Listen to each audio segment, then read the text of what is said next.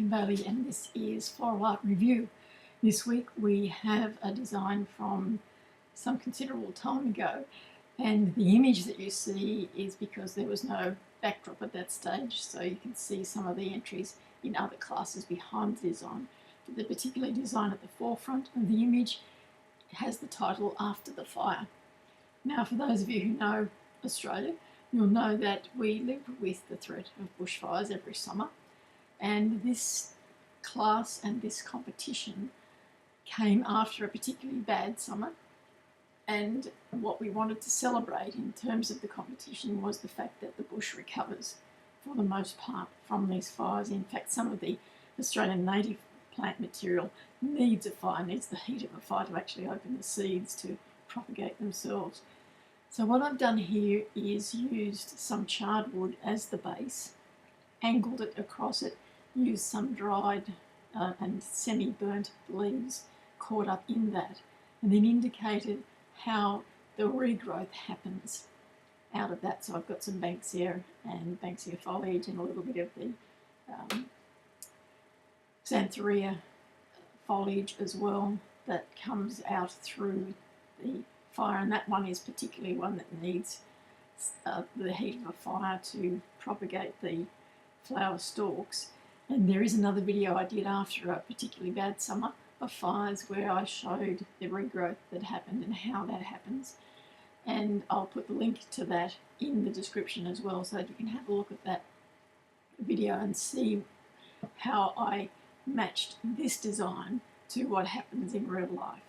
But if we feed this into our AI, Design Eye, and let it give us an analysis, I can see already some things that I need to do that are a little bit out of balance in the design. So let's see what the analysis says first of all, and then what the suggestions are. Looking at line, first of all, strong horizontal and diagonal lines dominate the composition through the charred timber trunk. These lines are interrupted and softened by the upward reaching foliage and emerging seed heads, creating a powerful visual dialogue between destruction and renewal, which is exactly what I wanted. And when I look at it now, I have the sense that the charred part of it is a little bit too dominant, and I haven't, I should have had a little more greenery at the bottom right of the image as you look at it, so that it was a bit more balanced in terms of the colour. Form now. The form is asymmetrical and organic, grounded by the heavy form of and contrasted by lighter vertical growth emerging from it. This interplay reinforces the narrative of regeneration after trauma, with the form deliberately unbalanced, yet visually resolved. Well, yes, it is unbalanced. And I guess to a certain extent it is visually resolved. I just would like to see one more small bit of the Xanthorrhoea foliage, so the straight, almost grass-like looking foliage, just a tiny bit at that bottom right-hand corner, just to even out the colour and take away a little bit of the dominance of that front-facing charred wood. Space now. Negative space is used effectively around the central timber mass, allowing the silhouette of the log and emerging plant material to read clearly. The open space above the design emphasises regrowth and optimism, while the grounded mass anchors the story.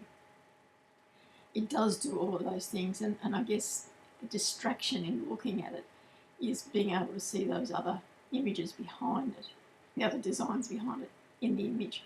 So taken in and of itself, it is probably a much better design than the image is allowing us to view at this point in time.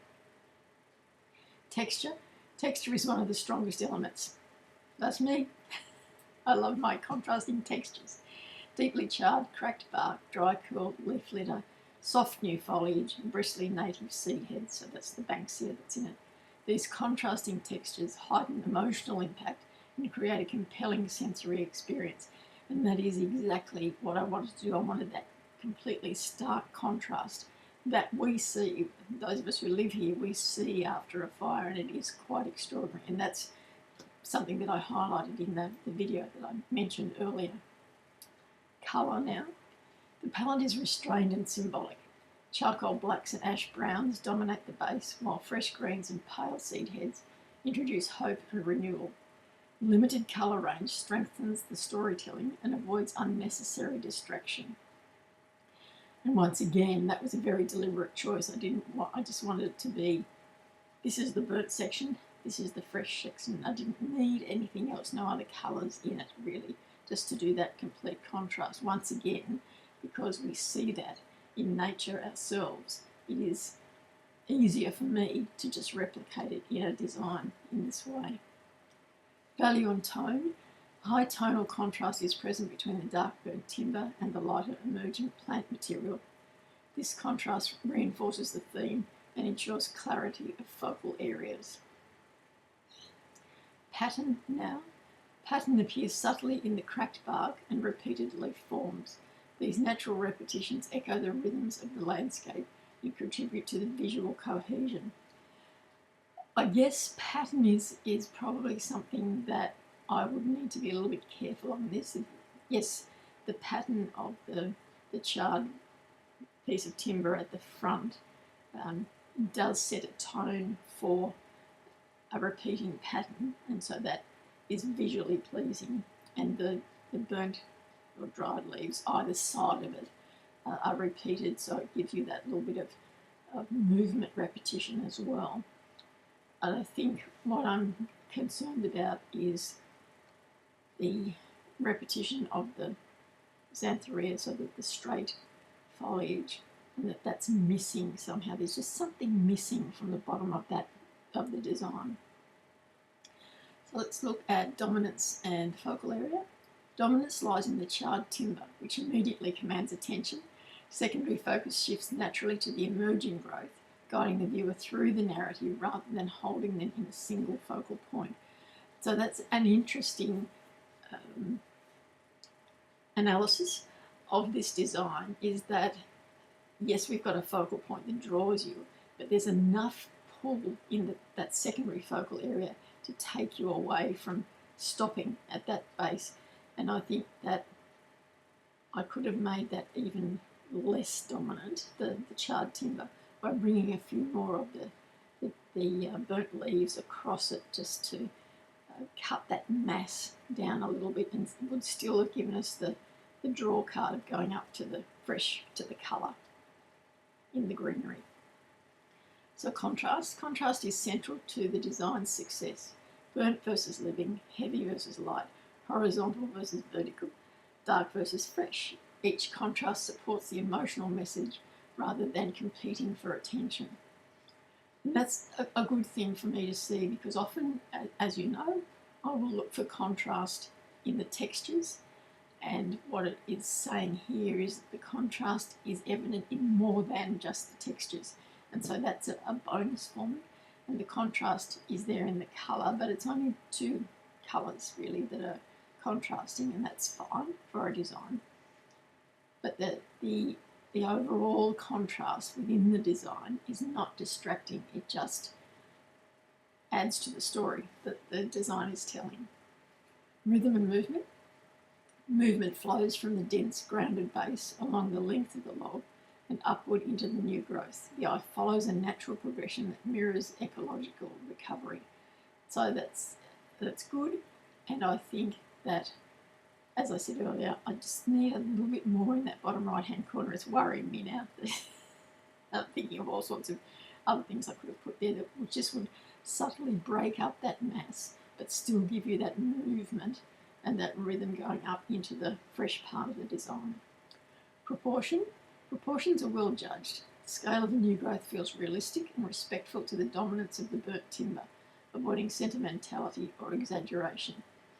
And that's probably one of the more difficult elements to get right in a design like this, which is freestanding and is contrasting in terms of the two parts of the design, is to make sure that you proportionally bring those two parts together so that they do appear as one, and that's where the rhythm and movement and the repetition of the pattern will help. Scale. The scale is appropriate for close exhibition viewing, inviting contemplation rather than spectacle. The design feels intimate and reflective. once again, that was what I had hoped to do, and I'm happy that it has met that criteria. You can see that it fits into the sizing of the space allocated between the two little pieces of bamboo either side, and I have actually put it more to one side so that there's a bit of space around it when the judges look at it from the front. Harmony and unity. Unity is achieved through consistent material choice and a clear conceptual focus. Every element supports the narrative of resilience and renewal, resulting in a cohesive and emotionally resonant work.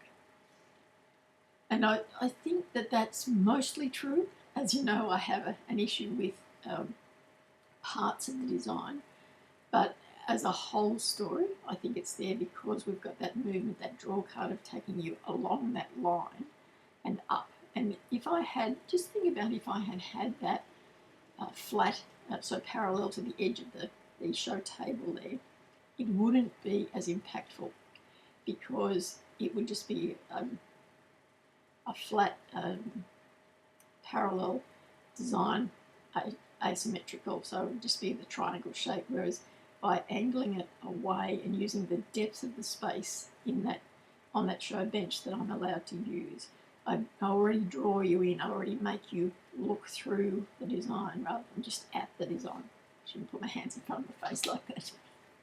But let's look at some suggestions for improvement. Refine the transition zones between charred timber and new growth to further emphasise regeneration. So that's, again, would help with that mass of the charred timber is if I had a little bit more of the, could do both. I could have some of the, more of the semi-burnt or dried leaves a bit lower down in the design, tucked into the between the two parts of the wood. Some of the xanthorrhea, so the straight foliage down there. I wouldn't have the banksia foliage down there because the form is wrong for the bottom of that design. I just need something narrow and thin and that gives the hint of green down the bottom and will help with that transition. Introduce a subtle directional lift with one additional vertical element to strengthen the upward movement. So that's an interesting one that I could probably have something that came out between the banksia placement and the xanthorrhea foliage placement. If I had something else that in between those two that came up higher again, it would give the design much more upward lift, which is what they're looking for, because you would be drawn right up high, and so the density of the base would be lost. So that's one that I would definitely consider. Clarify the focal journey by slightly reducing competing foliage near the base. So this is the leaf placements at the front, the dried leaf placements at the front. A bit less of that mass of them and spread a bit further along and down and through that. The charred part of the timber is going to help that clarification of that journey going upward. Enhance the depth by varying placement heights of emerging materials to create layered storytelling. And obviously that's something that I would like to do, and I need to think about a little bit more clearly because there is the opportunity to do that, obviously, and I think I've just not focused on that. The shorter xanthorrhea placement is going in the wrong direction, and so I need that to come down a little bit. If I'd had the taller, I need that to be forward and a little bit lower down and much more vertical than it is because it's the wrong line for the rest of the design. And then something lower down at the front or in between the two pieces of timber that would add to that line, that vertical line, but bring the colour through. And part of the layering of those emerging materials. So this design placed second in the competition, and I was happy with that. I was happy with it at the time. It's probably almost 10 years ago since I did it, and I think at the time that it was very much a step out of my comfort zone in terms of using the charred timber and very minimal amount of plant material. And so looking at it now, obviously my design style has developed more, and there's things I would do that I wouldn't have thought of at that time. I've got some good suggestions through Design Eye for things that I could look at again. So that's the style of review that you get if you upload your own designs through the images on the website. It's easy enough to do. The directions are on the website. Within about 24 hours, you'll get back an analysis just like this that covers the principles and elements of design, as well as some suggestions that you might like to think about for that particular design. So it's useful not just pre or post show, but in terms of just a general journey through your floral art education, and that's why we provide it, so that you can learn at your own pace and learn your own design style. With that, I will leave you for this week. I'm Kim Bailey, and this is Floral Art Review.